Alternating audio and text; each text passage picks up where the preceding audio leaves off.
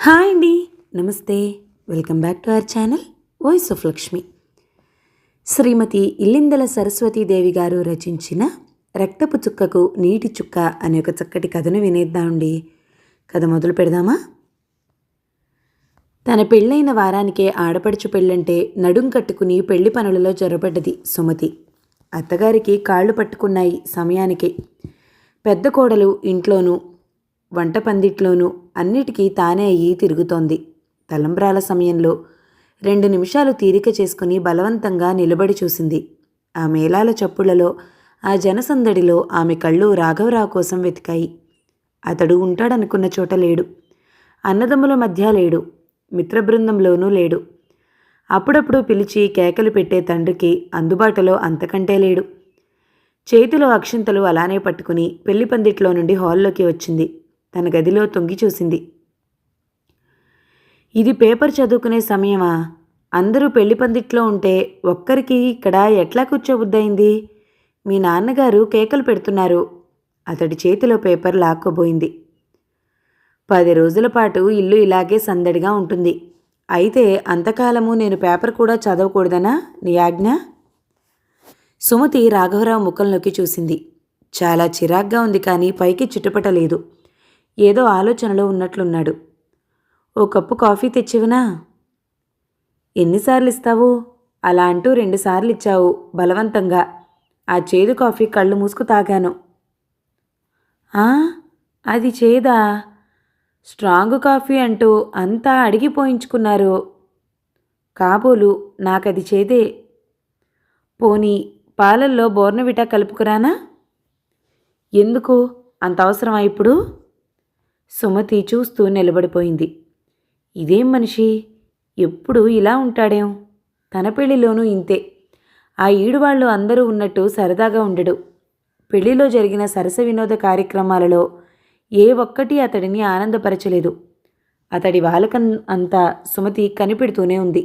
అతడి ముఖం ఎప్పుడు తల్లిని పోగొట్టుకున్న పిల్లవాడిలా, ఆత్మేశ్వరిని పోగొట్టుకున్న ప్రియుడిలా ఉంటుంది. ఏమిటి ఈయన బాధ? మనిషి స్వభావమే ఇలా అయి ఉంటుందా? మామగారి కేకలకు సుమతి పెళ్లి పందిట్లోకి వెళ్ళింది. సూత్రధారణ, తలంబ్రాలు అయ్యాయి. వచ్చిన వారంతా ఒక్కొక్కరే లేస్తున్నారు. సుమతి అందరికీ తాంబూలాలు, పళ్ళు ఇవ్వటంలో మునిగిపోయింది. ఉదయం 8 గంటలకు లగ్నం. భోజనాలు అయ్యేసరికి 2 గంటలయింది. 11 దాటిన దగ్గర నుండి పెళ్లివారు భోజనాలకు వస్తూనే ఉన్నారు. పిల్లలు, ఆడవాళ్లు విడివిడిగా పంక్తులు తీర్చారు. వాళ్ళదయిన తర్వాత యువకులు వచ్చారు. పెద్దవాళ్ళు, వియ్యంకుడు ఇంకా రావాలి. యువకుల పంక్తిలో గలాబా జరిగింది. నేల ఎగుడు దిగుళ్ల వల్ల ఒక విస్తట్లో నుంచి లడ్డు జారి పక్క విస్తట్లోకి చేరుకుంది. విస్తరంతా ఎంగిలైందంటూ అతడు లేచి నిలబడ్డాడు. అది తీసేస్తామని వడ్డించేవాళ్లు బ్రతిమలాడుతున్నారు. అతడు వద్దంటున్నాడు. అంతా చుట్టూ మూగారు. అది చూసి తింటూ ఉన్నవాళ్లు చప్పున లేచారు. సుమతి మామగారి కోసం చూసింది. ఆయన కనబడలేదు. కనబడ్డా ఆయన ఈ సమస్యను పరిష్కారం చేయలేడు. అందరినీ తలా 4 తిట్టి ఆవేశం తగ్గాక వాకిట్లోకి వెళ్ళి చుట్టకాల్చుకుంటూ కూర్చుంటాడు. ఇంటికి పెద్ద కొడుకేడి? వచ్చి ఆ యువకులను కాస్త సర్ది కూర్చోబెడితే ఎంత బాగుంటుంది. సుమతి వాళ్ళను తప్పుకుంటూ వెళ్ళింది. బ్రతిమిలాడిన కొద్దీ ఆ యువకుడు బిగుసుకుపోతున్నాడు. చూడండి, మీరిలా రండి. ఆ చివరకు విస్తరు వేయించాను. వడ్డన కూడా అయింది. నాతో రండి. అతడు కదల్లేదు. పోనీ మీరు కూడా రండి. సుమతి పిలువగానే 4-5 యువకులు తింటూ ఉన్నవాళ్ళు విస్తళ్ళు వదిలిపెట్టి లేచొచ్చారు. అతడు వాళ్ళ వెనకాలే వచ్చాడు. అమ్మయ్యా అనుకుంటూ సుమతి నేతిజాడి పట్టుకుని వాళ్ళ భోజనాలయ్యే వరకు అక్కడే నిలబడ్డది. అప్పుడప్పుడు వెనక్కి తిరిగి చూస్తూనే ఉంది. ఇటువంటి సమయాలలో రాఘవరావు తన వెంటే ఉంటే ఎంత హుందాగా ఉంటుంది. పెళ్లి సందడి అయిన తర్వాత సెలవులైపోయాయని బయలుదేరాడు రాఘవరావు సుమతితో. కొత్త కాపురం, కొత్త జంట. అయినా అతడు అలా లేకపోవటం వల్ల సుమతికి ఏకపాత్రాభినయం అయినట్లుంది. ఏ విషయంలోనూ పట్టుదల అన్న మాట పెట్టుకోకుండా అన్ని పనులు తానే చేసుకుపోతూ సంసారమంతా నెత్తన వేసుకుంది. అతడలా ముభావంగా ఉండటానికి కారణం తెలియకపోయినా మనసులో బాగా బాధపడుతున్నాడని తమకు సంబంధించిన చల్లటి కబురు చెప్పి ఉపశమనం చేయాలని ప్రయత్నిస్తోంది. ఆంధ్రప్రదేశ్ అవతరణ జరిగిన తర్వాత రాఘవరావుకు రాజధాని బదిలీ అయింది. ఆంధ్రా కాలనీలో ఇల్లు అలాట్ అయింది. అక్కడికి కొత్తగా వచ్చి చేరిన ఉద్యోగులంతా ఒక క్లబ్ స్థాపించుకున్నారు. వాళ్ళ భార్యలు కూడా ఒక క్లబ్ పెట్టుకున్నారు. అడపాదడపా సాంస్కృతిక కార్యకలాపాలు జరుగుతూ ఉండేవి. ఆ సందర్భాలలో ఆడవాళ్ళు మగవాళ్ళు కలిసి సమావేశం అయ్యేవారు.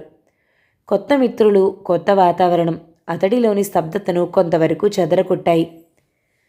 రాత్రి 10 గంటలకు సుమతి, రాఘవరావు క్లబ్లో జరిగిన డాన్స్ చూసి ఇంటికి తిరిగొచ్చారు. ఆమె వడ్డిస్తోంది. జడ ముందుకు పడ్డది. ఆమె జడ చివరనున్న జడగంటలు చూసి తృప్తిపడ్డాడు. ముఖమంతా అప్పటికప్పుడు మారిపోయింది. అలా ఉన్నారేం, పెరుగు వేయించుకోండి. నేనింత అన్నం తినలేను, బలవంతం చేయకు. అతడు లేచి వెళ్ళి మంచం మీద పడుకున్నాడు. సుమతి వంట ఇల్లంతా సర్ది అతడి గదిలోకి వెళ్ళింది. ఆ పూటకు మరి భోజనాలు లేవు. సుమతి అతడి దగ్గరగా కూర్చుని కబుర్లలోకి దింపాలని ఎంతో ప్రయత్నించింది. అతడి వంటి మీద ఆమె చేయి పడితే త్రుళ్ళి పడుతున్నాడు. ఆ రాత్రి ఆమె కూర్చునే కొనికిపాట్లు పడ్డది. అతడు మంచం మీద దొర్లుతూ తెల్లవారనిచ్చాడు. ఆమెకది ఒక సమస్య. ఆమె జీవితం ఇంతవరకు అతడిని గురించిన ఆలోచనలతో సతమతమైపోతోంది. తరుణ జన సహజమైన పోకడలతో జీవితాన్ని మాధుర్యంతో నింపుకుందాం అనుకుంది. అతడి ముఖం చూడగానే ఉత్సాహమంతా నీరుగారిపోతుంది.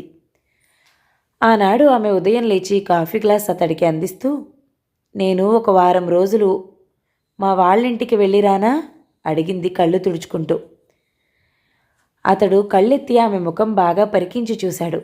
రాత్రి నిద్ర లేకపోవటం వల్ల కళ్ళు, ముఖం బరువుగా ఉన్నాయి. అతడి మనసులో ఆమెను గురించిన ఆలోచన ప్రప్రథమంగా అప్పుడు బయలుదేరింది. రాత్రి భోజనం చేయలేదు. పాపం, అతడు నోరు తెరవబోతున్నాడు. ఆమె కొంగు సవరించుకోవటంలో జడ మళ్ళీ ముందుకు పడి జడగంటలు గలగలమన్నాయి. సుమతి, నీవా జడగంటలు తీసేయి ఎంతో బాధపడుతూ అన్నాడు రాఘవరావు ముఖం తిప్పుకుని. ఏం, మీకిష్టం లేదా? మాట శాంతమనకుండానే నిగ్రహించుకుని, అయితే సరే జడ విప్పి వాటిని దూరంగా పెట్టొచ్చింది. మీకిష్టం లేవా అవి? మరి అట్లా అయితే నాకు చెప్పలేదేం? దగ్గరగా కూర్చుని అనునయంగా అడిగింది. అతడు తల అడ్డంగా తిప్పాడు. భుజం మీద తువ్వాలు వేసుకుంటూ అక్కడి నుండి లేచి గదిలోకి వెళ్ళాడు. సుమతి వెంట వెళ్ళింది. మీరీవేళ మీ మనసులో ఉన్న బాధ నాతో చెప్పాలి. మీ బాధలు నేను పంచుకుంటాను. మీ మనసులో ఉన్నదేమిటో చెప్పేయండి. మనసు తేలిక పడుతుంది. నన్ను నమ్మండి, నేను మిమ్మల్ని అపార్థం చేసుకోను. ఆమె చూపులు దీనంగా ఉన్నాయి. వాటిలో ఇండుప గింజలంత బాష్పాలు నిలిచాయి. ఆమె ముఖం చూడలేక అతడు తల వంచుకుని ఏదో గొణుక్కోవటం మొదలుపెట్టాడు. ఆమె వాటిని కూర్చుకుని ఇలా అర్థం చేసుకుంది. రాఘవరావు ఆఫీసులో పనిచేస్తున్న సీతాపతి తన పెళ్లికి తోటి ఉద్యోగులందరికీ శుభలేఖలిచ్చి ఆహ్వానించాడు. అందరూ సెలవు పెట్టి పెళ్లికి బయలుదేరారు. రాత్రి 12 గంటల లగ్నానికి నిద్రపోకుండా మేలుకుని ఆ మూడుముళ్ళు పడగానే అంతా మళ్ళీ పడుకున్నారు. ఉదయం లేవగానే పెళ్లికొడుకు స్నేహితులు కాఫీ పలహారాలు చేసి పెళ్లివారు పంపిన సిగరెట్లు కాలుస్తూ పేకాట వేశారు. అప్పటికి 8 గంటలు దాటింది. పేకాట జోరుగా సాగుతుంది. అలా సాయంత్రం వెళ్ళి ఊరు 4 మూలలా చూసి రావాలని కొందరు ప్రతిపాదించారు. విశాలమైన వీధులు, పెద్ద పెద్ద మేడలు, షాపులు, ఊరి చివర కృష్ణానది అన్నీ చూసి రావచ్చని నాయకుడిలా వ్యవహరించే శేషగిరి అన్నాడు. ఆ మాటలు క్రమంగా పెరిగి ఎవరెంత వేగంగా నడుస్తారో చూడాలన్న కుతూహలం కిందికి మారి పందెం వేసుకునేంత వరకు వచ్చింది. నేను చిన్నప్పుడు 4 మైళ్ళు నడిచి స్కూల్కి వెళ్ళేవాణ్ణి అన్నాడు రాఘవరావు. ఆట ఆడేవాళ్లలో ఆ ఊరాయన కూడా ఉన్నాడు. ఊరి చివర ఉన్న ఆ నదికి ఇక్కడికి 3 మైళ్ళ దూరమైనా ఉంటుంది అన్నాడు. అయితే రాఘవరావు, ఆ వాగు దగ్గరికి వెళ్ళి నీవు తిరిగి వస్తే చాలోయ్, నీకు నడక వచ్చినట్లుగా సర్టిఫికెట్ ఇస్తాం అన్నాడు శేషగిరి. రోషం కొద్దీ రాఘవరావు అన్నాడు. ఓ, నడుస్తాను. నడిస్తే ఏమిస్తావు? 10 రూపాయలు ఇస్తాన్రా. ఇంతేనా? వెధవ 10కి నేను మొగ్గుతాననుకున్నావా? కనీసం 25 ఉండాలి. అందుకు నీవు ఇష్టపడితే నేను నడిచి చూపిస్తాను. రాఘవరావు కనుబొమ్మలు పైకెత్తుతూ అన్నాడు. అంతవరకు సాగిన సంభాషణ ఉత్తుత్తిదిగానే ఉంది. కానీ రాఘవరావు ముఖం చూసిన తర్వాత శేషగిరి తెల్లబోయాడు. పట్టుబడ్డావురా భాయ్. వీడు నడవవచ్చాడా అనుకున్నావు కదూ, నేను నడిచి చూపిస్తా. నీ జేబులో రూపాయలు లేకపోతే చెప్పు అన్నాడు లేచొచ్చి అతడి చెయ్యి పట్టుకుంటూ. శేషగిరి జేబులు తడుముకుని తల ఊపాడు ఓ అంటూ. మీ పందాలు సాయంత్రం వేసుకోండి బాబూ, ఇది ఎండాకాలం అన్నారు మిత్రులు. నాకేం పర్వాలేదండి, నేను ఇలాంటి వేసవులు 24 చూశాను అంటూ రాఘవరావు లాల్చీ మీద జరీ కండువా వేసుకుని ఆకు చెప్పులు తొడుక్కుని అప్పటికప్పుడు బయలుదేరాడు. అతడు వాకిట్లోకి వస్తూ ఉండగా పెళ్లివారింటి నుండి బిందెడు కాఫీ తీసుకుని ఒక వంట మనిషి ఎదురయ్యాడు. అతడి వెనకాల తలనిండా మల్లెపూలు పెట్టుకుని 16-17 ఏళ్ల అమ్మాయి వస్తుంది. రాఘవరావు వాళ్ళని తప్పుకుని ముందుకి నడిచాడు. 2 అడుగులు వేసి వెనక్కి వచ్చి, శేషగిరి, చేతకాక వచ్చాననుకునేవు సుమా, ఈవేళ నీ దగ్గర నుంచి ఆ 25 రూపాయలు చెవులు మెలేసి తీసుకుంటాను. ఒక గ్లాస్ కాఫీ తాగుదామని వెనక్కొచ్చాను అన్నాడు. ఆ వచ్చిన అమ్మాయి కాఫీ గ్లాసులు అందిస్తోంది. శేషగిరి ఒక గ్లాస్ అందుకుని రాఘవరావుకు ఇచ్చాడు. వేడివేడి కాఫీ తాగి చెమట తుడుచుకుంటూ ఆ అమ్మాయిని చూసి చూడనట్టుగా చూశాడు రాఘవరావు. ఆమె మాటలో ఏదో సంగీతం, ఎంతో హాయి ఉన్నట్టు ఆ నిమిషంలోనే రాఘవరావు కనిపెట్టాడు. ఆమె అందరికీ కొసరి కొసరి గ్లాసుల్లో కాఫీ పోస్తుంది. జడగంటలతో బరువుగా ఊగే ఆ జడ, తల కదిలినప్పుడల్లా అదిరిపడే ఆ పూల చెండు, వెలుతురులో తళతళా మెరిసే ఆ జరీ చీరే ఆమెకు మరింత చురుకుతనాన్ని కల్పిస్తున్నాయి. ఆమెను చూడగానే కనుముక్కు తీరు ఉండాలి కానీ రంగులో ఏముంది అనిపించింది అతడికి. కాఫీ గ్లాసుల సందడికి గదుల్లోంచి ఆడవాళ్లంతా పిల్లలతో బిలబిల్లాడుతూ బయటికొచ్చారు. ఆ అమ్మాయి వాళ్ళందరినీ అడుగుతుంది, మీకు కావాలా అంటూ. కాఫీ గ్లాస్ చూపిస్తోంది. రాఘవరావు ఇంకా అక్కడే ఉంటే పందెం పోయిందని నలుగురు నవ్వుతారని మందంగా అడుగులు వేస్తూ బయలుదేరాడు. కానీ అతడి మనసులో ఉన్నది ఆమెనడిగి మరో గ్లాస్ కాఫీ తాగాలని. అయినా నిగ్రహించుకుని సాగిపోయాడు. గడప దిగుతూ గంట చూసుకున్నాడు. 10:15. రాఘవరావు వాకిట్లోకి రాగానే శేషగిరి పరిగెత్తుకుంటూ వచ్చి, ఏంరా, నిజంగా వెళ్తున్నావా ఏమిటి అన్నాడు. నీవు నిజంగా పందెం వేసినప్పుడు నేను నిజంగా ఎందుకు వెళ్ళకూడదు? అయితే రాఘవరావు, ఒక మాట, మన పందానికి కాలపరిమితి కూడా ఉండాలి. నీవు నిజంగా వెళుతున్నట్లున్నావు గనక చెప్తున్నాను. 1:30లో నీవిక్కడుండాలి. 10 గంటలకు సరిగ్గా బయలుదేరు, లెక్క సరిగ్గా ఉంటుంది అన్నాడు శేషగిరి కనుబొమ్మలు పైకెత్తి. ఓ, దానికేం, నీ షరతులన్నీ అంగీకరించాను. అయితే కాసేపు కూర్చోమంటావు. ఇంతకీ నీ జేబులో డబ్బుందా? ముందు మాట చెప్పు. ఉందిరా నాయనా, లేకపోతే పెళ్ళికొడుకు దగ్గర అప్పు చేస్తాను, భయపడుకో అంటూ శేషగిరి అతడి వీపు తట్టాడు. ధైర్యంతో రాఘవరావు బయలుదేరాడు. గంట చూసుకుంటూ ఆ ఊరు తెలిసినట్లే నడుస్తున్నాడు రాఘవరావు. విశాలమైన వీధిలో నడుస్తూ దుకాణాలను, ఇళ్లను చూస్తూ సాగిపోతున్నాడు. అంత త్వరితంగా కాకుండా మరీ మందంగానూ కాకుండా మధ్యస్థాయిలో నడుస్తూ 40 నిమిషాలకు వాగు దగ్గరకొచ్చాడు. ఆ వాగు 6 మైలు వెడల్పున ఉన్న ఇసుక ప్రదేశంలో 3 అడుగులు వెడల్పున మెలుతిరిగిన తాచుపాములా పరుగులు తీస్తోంది. అంతవరకు వెళ్లిన రాఘవరావు వాగులో కాళ్ళు చేతులు ముఖము కడుక్కుని దోసిళ్లతో నీళ్లు తాగి తిరుగు ముఖం పట్టాడు. అది మే నెల 2వ వారం. ఊరు బయట చెట్టు చేమ లేకపోవటం వల్ల కాబోలు గాలి నిప్పులు చెరుగుతోంది. వాగు దగ్గరికి వెళ్ళేటప్పుడు నడక సులభంగానే సాగింది రాఘవరావుకి. కానీ తిరిగి వచ్చేటప్పుడు ఎత్తు ఎక్కవలసి రావటం వల్ల నడక మందగించింది. ఇసుకలో కాళ్ళు కూరుకుపోతున్నాయి. గట్టు 10 అడుగులుందనగా చెప్పు తెగిపోయింది. రాఘవరావు గుండె గతుక్కుమంది. కొన్ని 2 ఏళ్లయింది అనుకున్నాం, ఇప్పుడే తెగాలా? ఆ తెగేది విడిదిలో తెగితే ఆ శేషగిరే తన జోడిచ్చుకునుగా. ఇప్పుడు ఇది చేతబట్టుకుని ఒక చెంప కాళ్ళు కాలుతుంటే ఎట్లా ఎక్కటం అనుకుంటూ జరీ కండువాతో చెమట తుడుచుకుంటూ అడుగులు వేస్తున్నాడు రాఘవరావు, 2 చెప్పులు ఎడమ చేతపట్టి. రోడ్డు దగ్గరికి రాగానే గండం గడిచిందనిపించింది. వట్టికాళ్లతో నడబోయేసరికి కాళ్ళు చుర్రుమని అంటుకుపోతున్నాయి. వడగాలి ఈ చెవి నుంచి ఆ చెవికి దూసుకుపోతుంది. ముఖం మాడిపోయేటంతగా ఎండ కాస్తుంది. ఉస్సురుస్సురంటూనే నడుస్తున్నాడు రాఘవరావు. ఎండవేడికి తపన ఎక్కువైపోయింది. చెప్పులు చేతపట్టుకుని గబగబా అడుగులేస్తున్నాడు.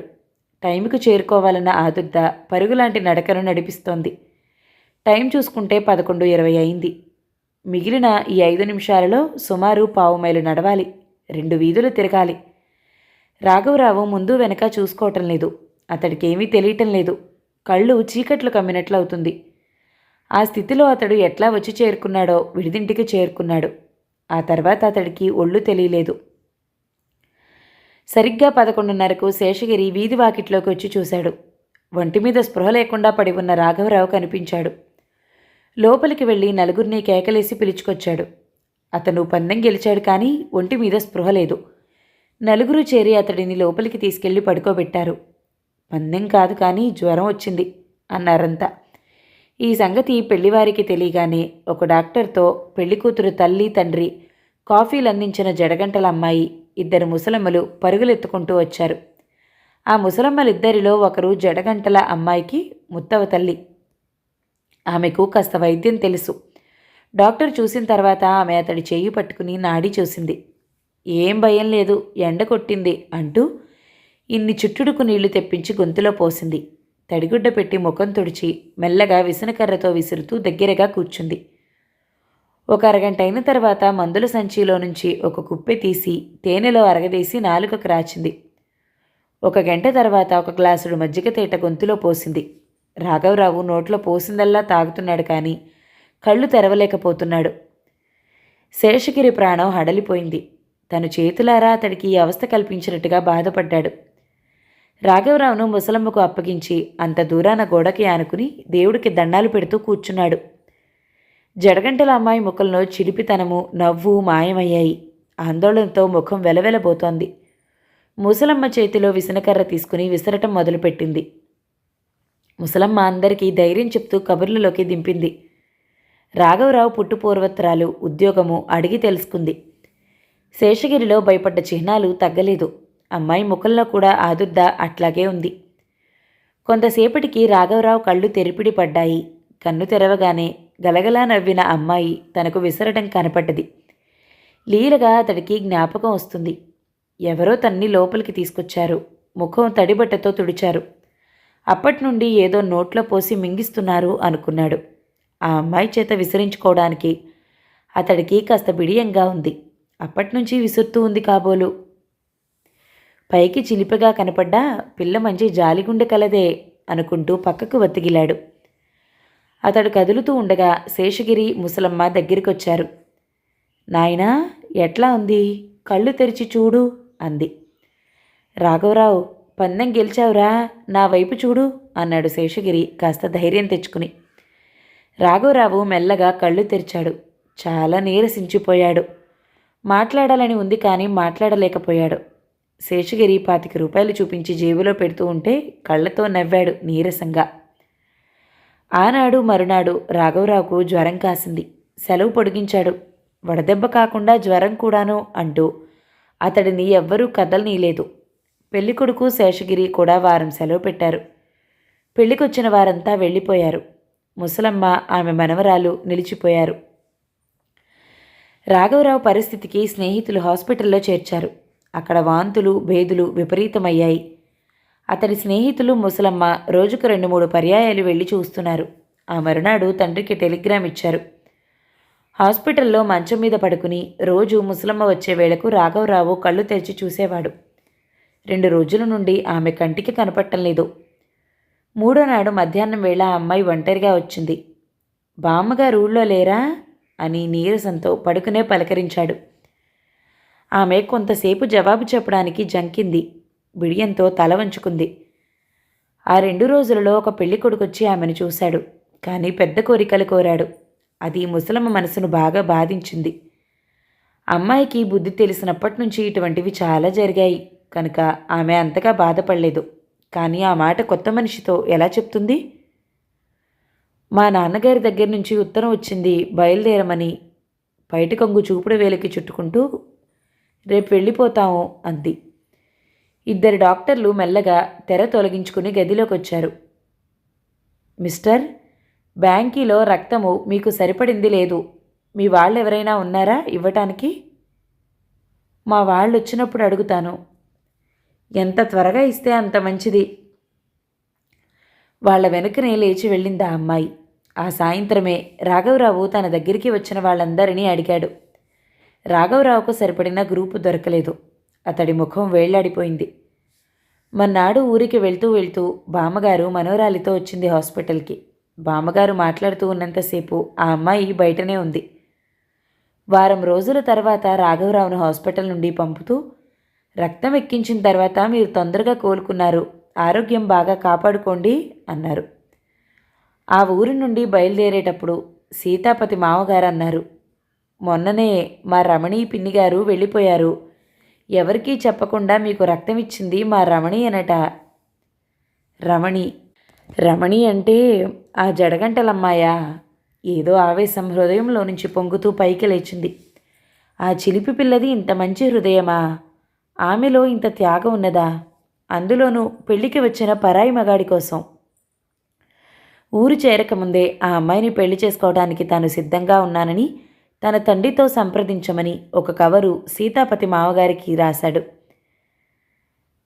రాత్రి కన్నుమూయగానే కాఫీ గ్లాస్తో జడగంటలు ఆడించుకుంటూ రమణి చిలిపిగా నవ్వుతూ కనపడేది. ఆశాసౌధాల రంగులు పులుముకుని అలంకారాలు చేసుకుంటూ ఉండగా తండ్రి దగ్గర నుండి జాబు వచ్చింది. సీతాపతి మామగారు ఎవరికో ఒక పేదపిల్ల సంబంధం చేసుకోవాల్సిందని రాశాడని, అప్పటికే తాను 5 ఎకరాల మాగాణి 6,000 కట్నంతో వచ్చే పిల్లని చూసి అంతా నిశ్చయం చేశానని వివరాలతో సహా రాశాడు. నాది పిరికి గుండె, నాది పిరికి గుండె, గుండె మీద కొట్టుకున్నాడు రాఘవరావు ఉద్రేకంతో. అదా సంగతి, అర్థమైంది అన్నట్టు చూసింది సుమతి. అతడి చూపులలో ఇప్పుడు ధైర్యం లేదు. ఆ కళ్ళు అప్పటికప్పుడే కోపావేశంతో అరుణిమ దాల్చాయి.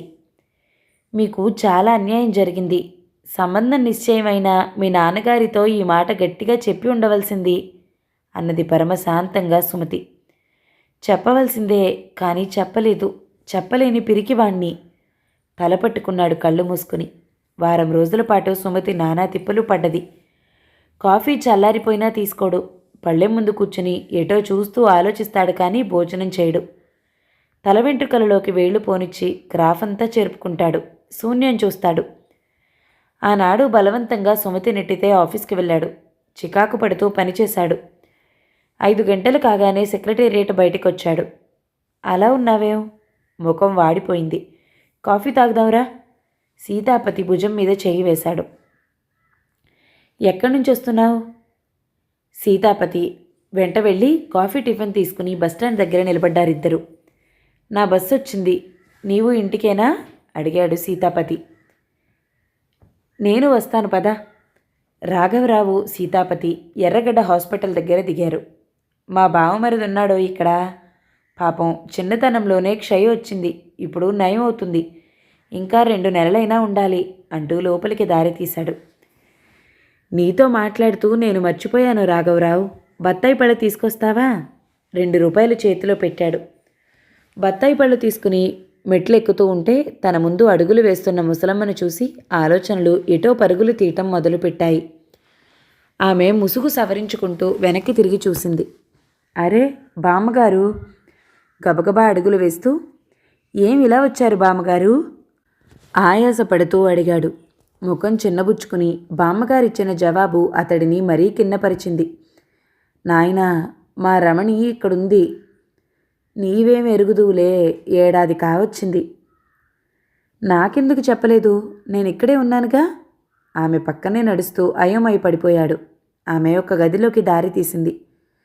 రాఘవరావు మంచం మీద ఉన్న ఆ అస్థిపంజరాన్ని చూసి ఒక అడుగు వెనక్కి వేశాడు. ఆమెలో అతడు పోల్చదగినవి ఆ 2 కళ్ళు మాత్రమే. దగ్గరగా వెళ్ళి, నేనెవరిని అన్నాడు. ఎండిపోయిన ఆమె ముఖంలో ఒక చిరునవ్వు మెరుపులా మెరిసింది. ఆ నవ్వుకి ఆమె ముఖం ఒక జ్యోతిలా వెలిగింది. అతడు అడిగిన ప్రశ్నకు ఆమె జవాబివ్వలేదు. అంతా ముసలమ్మే చెప్పింది. అతడు ఆ గదిలో ఉన్నంతసేపు రమణి కళ్ళలోకే చూస్తూ ఉండిపోయాడు. అరగంట తర్వాత ఆ గది దాటి బయటికి వచ్చి సీతాపతిని కలుసుకుని బస్సెక్కాడు. రాఘవరావు ఆఫీస్ నుంచి రోజు ఆసుపత్రికి వెళ్ళి బామ్మగారికి కావలసినవన్నీ కొనుక్కుని 1 గంట సేపు ఆ గదిలో ఉండి వచ్చేవాడు. బజారు పనులు ఏమైనా ఉంటే చేసి పెట్టేవాడు. ఇంతవరకు అతడికి రమణితో ఒంటరిగా మాట్లాడే అవకాశం దొరకలేదు. ఆనాడు అతను వచ్చేసరికి రమణి ఒక్కతే ఉంది. బామ్మగారు లేరా? చేతికుడ్డతో ముఖం తుడుచుకుని దగ్గరగా ఉన్న కుర్చీలో కూర్చున్నాడు. నా దగ్గర కూర్చుని ఎప్పుడు కన్నీళ్లు కారుస్తూ ఉంటుంది అందుకని నేనే కాస్త అటు తిరిగి రమ్మని పంపాను. నా వంటి రోగులను 10 మందిని చూస్తే తన విచారాన్ని కాస్త మరుస్తుంది. అసలు ఎన్నాళ్ల నుంచి ఈ జబ్బు? ఇక్కడెవరున్నారు? హఠాత్తుగా కలుసుకున్నాం సుమా. రమణి నవ్వుతుంటే రాఘవరావుకు ఒళ్ళు జలధరించింది. ఆ నవ్వు చాలా వికృతంగా ఉంది. ఎండిపోయిన ఆ ముఖంలో పైకి కనపడుతున్న పళ్ళు భయపెడుతున్నాయి. ఇప్పుడు సిగ్గుపడవలసిన అవసరం ఇద్దరికీ లేదు. అందుకని మాట్లాడటంలో కొంత సౌలభ్యం ఏర్పడ్డది. అయితే రమణి, నీకు పెళ్ళయింది కదా, మీ ఆయన ఎక్కడున్నాడు? పిల్లలా? ఈ ప్రశ్న ఆమెనే అడగాలని బామ్మగారిని అడిగి తెలుసుకోలేదు. ఈ మాటకు రమణి కళ్ళు మూసుకుని ఓ నిట్టూర్పు విడిచింది. కొంతసేపటికి పెళ్లి జ్ఞాపకాలేమీ మిగల్లేదు అంటూ చేయి తిప్పింది. అంతలో బామ్మగారు వచ్చింది. నాయనా, ఇప్పుడే అలా వెళ్ళాను. మా రమణి జీవితం చూశావా? కాస్త పెద్దవాడైనా సరే అని ఇస్తే నట్టేట ముంచాడు. పోనీ అదైనా ఎట్లాగో బతుకుతుంది అనుకుంటే ఈ జబ్బొకటి వెంటపడ్డది. కాసేపు కన్నీళ్లు కార్చింది. తప్పు చేసిన వాడిలా రాఘవరావు తలవంచుకున్నాడు. ఇంటికెళ్లేసరికి తండ్రి తల్లి ఎదురుగా వచ్చారు. చెల్లెలి పెళ్లి నిశ్చయమైనదట. వస్తువులు బట్టలు కొనుక్కుపోవడానికి వచ్చారట. తండ్రి తన పెళ్లికి తీసుకున్న కట్నం 2 ఆడపిల్లలకు ఇస్తున్నాడు. లౌకిక మెరిగినవాడు. తండ్రితో మనసిచ్చి మాట్లాడలేకపోయాడు. సుమతిని తీసుకుని పెళ్లికి 4 రోజులు ముందుగా రమ్మని తండ్రి మరీ మరీ చెప్పి వెళ్ళాడు. రాఘవరావు 8 రోజుల తర్వాత ఆఫీస్ నుంచి హాస్పిటల్కు సరాసరి వెళ్ళాడు. అతను వెళ్ళేసరికి ఆ గదిలో వాతావరణం ఎప్పటిలా లేదు. బామ్మగారు 2 చేతులు తల మీద పెట్టుకుని గడపలో కూర్చుంది. మంచం మీద అయోమయావస్థలో రమణి వెర్రి చూపులతో మెరుగులు తిరుగుతోంది. బాధ ఎక్కువైందా బామ్మగారు? అన్నాడు గది గుమ్మం దాటుతూ. ఇంకేం బాధలు నాయనా, నా తల్లికి ఇంకా బాధలుండవని డాక్టర్ చెప్పాడు. చమురు అయిపోయింది, దీపం ఆరిపోతుంది. తండ్రికి కబురు చేశాను, వచ్చే వ్యవధి ఉందో లేదో. ముసలమ్మ ముఖం చేతులతో కప్పుకుని ఏడ్చింది. రాఘవరావు మంచం దగ్గరగా కుర్చీ లాక్కుని రమణి నోట్లో ఒక్కొక్క చుక్క మంచినీళ్లు చెంచాతో పోయటం మొదలుపెట్టాడు. 7 గంటలు కావచ్చింది. ఏడ్చి ఏడ్చి సొమ్మసిల్లిపోయింది. ఉన్నట్లుండి రమణి బలుక్కున వాంతి చేసుకుంది. ఆమె కళ్ళు తెరిచి చూసినట్లే చూసి మూసుకుంది. ఒక్కొక్క అడిగే వెనక్కి వేస్తూ రాఘవరావు గుమ్మం దాటి బయటికి నడిచాడు. బస్సు అందలేదు. రిక్షా ఎక్కి కొంత దూరం వెళ్ళి అక్కడ బస్సు ఎక్కాడు. 9 గంటలైనా ఇల్లు చేరుకోని భర్త కోసం సుమతి గుమ్మంలో నిలబడి ఎదురు తెన్నులు చూస్తుంది. రాఘవరావు చూడగానే ఏమీ ప్రశ్నించకుండా వెనకాలే లోపలికి వెళ్ళింది.